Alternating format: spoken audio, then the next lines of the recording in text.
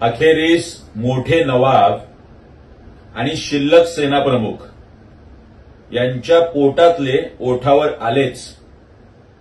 कुठलाही मुद्दा, विचार किंवा कार्यक्रम यासाठी नव्हे तर छोटे नवाब आदित्य ठाकरे यांना मुख्यमंत्री बनवायचंय म्हणून भारतीय जनता पक्षाबरोबरची युती तोडली आणि काँग्रेस आणि राष्ट्रवादीबरोबर जाऊन आघाडी करून स्वतःच मुख्यमंत्री पदाच्या खुर्चीत जाऊन बसले.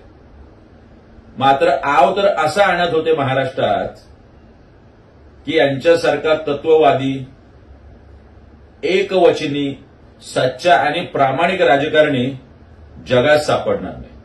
मात्र आजच्या मुलाखतीतून यांचा अजेंडा महाराष्ट्राला कळलाच असेल.